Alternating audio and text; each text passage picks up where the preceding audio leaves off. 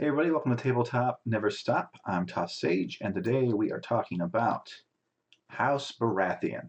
So, if you weren't aware, at the CMON expo, Michael Chanel talked for about an hour about the game, and he spoiled a bunch of stuff. And I'm gonna link that video in this one because it's worth a watch. Thought he spoke very eloquently, and I wasn't worried about the game really, but he definitely gave a very strong vision of the game's future, and it's looking pretty good. So feel free to check that out, but watch this video first. So we actually don't have a whole lot of spoiled cards or images from the faction yet, but Michael did do a good job of kind of giving us a picture of what the Baratheon faction is going to be like. They are a higher defense faction that's maybe a little slow, not the fastest one anyway, but they are like very good in combat, and the more time you spend in combat with them, the rougher it's going to get for you. So they're all kind of about like the slow and steady grinding you down. Like they definitely want, they're like, come dance with me and we're going to beat you up. That's kind of seems like what they're looking like. Again, we don't have a whole lot of images. And normally I spend a lot of time kind of like making sure that my slides look nice. This is kind of more of, the images aren't that great. I figured I'd just use basically what you would see in the video. So here at the bottom, their name's actually been cropped out, but we know these guys will be the Baratheon Wardens. And they're a 5-cost unit. They have a speed of 4. They hit on 4s. They have a dice line of 7, 5, 3. Defense save of 3+. Morale of 6. They have an ability called Warhammer. When they attack, if the defender rolls 1 on any defense saves, they become weakened. In some ways, these guys are comparable to the Lannister Guardsmen. And although they don't have the ability to do damage through morale that the Guardsmen do, with Lannister Supremacy, Warhammer is very good at basically making it so that you can't get these guys off the board. If you manage to roll a 1 while you attack them, now you're weakened. They're already really hard to hit. So this is a great unit to just really bog the enemy down. Well, maybe some of your more powerful, dangerous units can get into a flank or into position for grab the objectives, etc. So this is the only unit we have from these guys. But we're already kind of seeing this theme of like, you can't take them out. They, as you go into combat, they're going to start punishing you for that. We also have an attachment, the Stag Knight Noble. We know that Stag Knights are going to be another unit. We've seen a box for it. This attachment will also be in the star box, which makes me think that Stag Knights will be in the star box too. I don't think that was explicitly said. But anyway, this attachment has an order, Reckless Vengeance. After this unit is attacked with melee, this unit suffers 2 wounds and then makes 1 melee attack targeting the attacker. This is actually a little bit like Set for Charge, but of course it wounds you, but it's also much easier to use. Set for Charge, you only get it if they charge you directly in the front while you're unengaged. Well, as this is usable, whether you're hit from the side or if you're engaged already, you can still use Reckless Vengeance. And obviously, taking 2 wounds to get a free attack is going to generally be a pretty good move. And as we do know that the Stag Knights, as they lose ranks, they will get additional benefits or abilities that get turned on. So it might be, a good move to take these 2 wounds. Maybe you'll get whatever it is, probably a critical blow and things like that, I'd imagine. So that's the Stag Knight Noble attachment. We do have one generic Baratheon tactics card. It's called Baratheon Conviction. At the start of the round, target 1 friendly infantry unit and attach this card to them. Discard it when they fail a morale test. While this card is attached, if you control Crown, this unit only suffers 1 wound from failed panic tests regardless of abilities or role. If you control the tactic spot, this unit's defense save rolls of 6 block 2 hits. First off, this card is a little hard to use just in the sense that you attach it, and then you have to make sure your unit doesn't fail a panic test or it does nothing. And then to use the abilities, you have to control 2 separate spots on the tactics board. The fact that there's 2 spots is good because it means you're probably going to be able to get one of these abilities turned on, and we can't block both of them at once.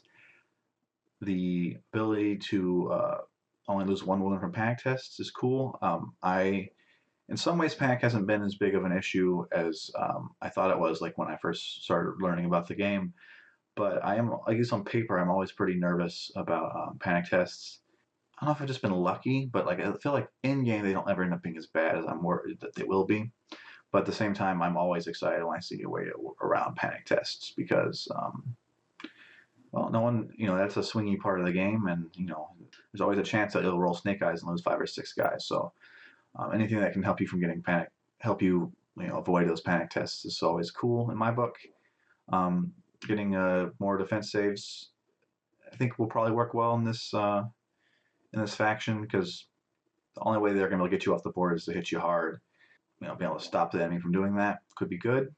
Again, this is not a tactics. This is not a card that is super easy to use, and I prefer tactics cards that have easy to use triggers and are always effective. So I'm not really here right now. We don't know enough to complain about like tactics cards or anything. So we'll have to see what the rest of them end up looking like.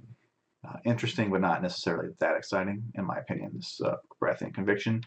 All right, here's our other view of some of our cards. We got Stannis the Manus himself, Stannis Baratheon, the rightful heir.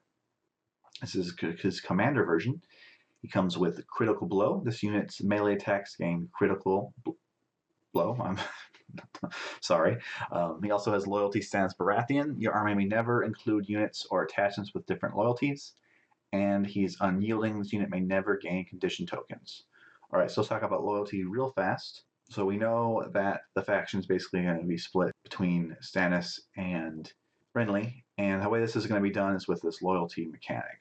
So if you have something in your army that has loyalty Stannis, you can't have anything that has loyalty Renly. Everything in this starter set is going to be neutral within the Baratheon army. That's what, or all the units will be anyway. So there will be like R'hllor followers that are loyalty to Stannis, and it'll probably be Tyrell units that are loyalty to Renly. So that's how that'll work. So as far as the commander, Critical Blow is good. I'm expecting a lot of these generic Baratheon units to be fairly high defense. Anytime you put an attachment in a high defense unit, you're expecting it to stick around, which is generally good. Unyielding is also good for high defense units, because you're going to try to put condition tokens on them so that you can crack those hard to crack nuts. And if you can't do that, they're much harder to get rid of. We also know about Stannis, one of Stannis' tactics cards. It's called the Will of the One True King. When you claim the crown zone on the tactics board, replace that zone's effect with one enemy combat unit becomes panicked, one enemy combat unit becomes vulnerable, one enemy combat unit becomes weakened. So I think that's probably generally better than what the crown spot normally does. Although if you're playing against enemies with very bad morale, it's probably not. You probably just want the panic test. But at the same time, if you're playing against Starks or Night's Watch, then this is probably like way better. But again, this is another tactics card that's not very easy to use. I'm hoping that's not a theme with the rest of these cards. But of course, if the crown spot isn't available, this card is literally useless. So this is the kind of card you might end up cycling if it doesn't look like you're going to get a chance to do it. And then we have an NCU, Alistair Florent. His ability is called Shifting Loyalties. Alistair begins the game with 2 order tokens on him. After Alistair claims a tactic zone, after resolving that zone's effect, you may remove an order token from him to move him to an empty tactic zone or switch zones with an NCU already on the tactics board. So this is very unique. This is an unblockable NCU. For example, Joffrey can't be blocked because he always counts as holding the crown spot. Of course, that comes with a huge penalty.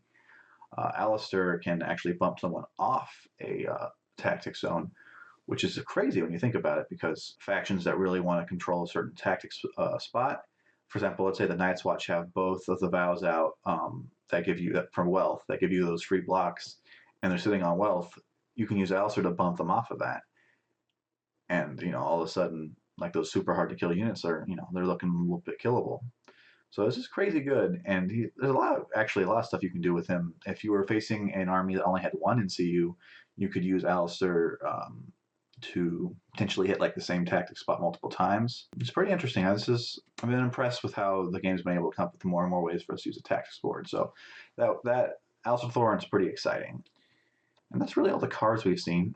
Here's a quick look at the miniatures for, on the left, the Stag Knight Noble and Baratheon Wardens. They actually look, they look great. Paint them silver and yellow, they look pretty majestic, but honestly, those helms almost look like creepy S&M masks. So you might see some weird looking paint schemes out there. I'm a little creeped out by them, to be perfectly honest.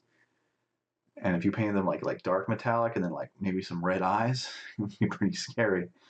Um, and then here are some characters. That's Alistair Florin up there on the left. Next is, so I'm assuming that's Renly, because he has a stag on his breastplate. I actually was thinking that was Loras at first, but I guess it isn't. And next is Stannis, and then you might think that's Melisandre there, but it's actually Shira Errol of Haystack Hill, which is by far the deepest cut that the game has made so far. I've read the books quite a few times and also listened to them, and I did not recognize that name at all. Actually, I think it's kind of neat that they're doing a couple deep cuts. Although there does mean there's a lot of stuff. It means there are a lot of characters that we do know well that are coming. That still need to come out. Wait anxiously for those hero boxes. Obviously, Davos is missing. All those Tyrell characters, Marjorie and Loras, and like the Queen of Thorns. And then from on the Stannis side, we're missing Davos, as I already said, and Melisandre, and maybe like some more interesting elements like Jingle Bells, the once drowned fool. Anyway, that is House Baratheon, what we know so far. It's looking pretty cool. I don't know if you're like me, but I'm getting like a little anxious in the wallet here with all this stuff. I'm kind of past the point where I'm collecting like everything for every faction. I don't think I can resist these starter boxes. There's just way too much cool stuff in them. So anyway, that was the Baratheons. Thanks so much for watching. If you've made it this far, please subscribe to the channel. Maybe drop me a like. After this gets edited, I'll go right on to the Targaryens. If you're not aware, dragons are coming. The dragons are coming. So thanks for watching, and I'll see you next time.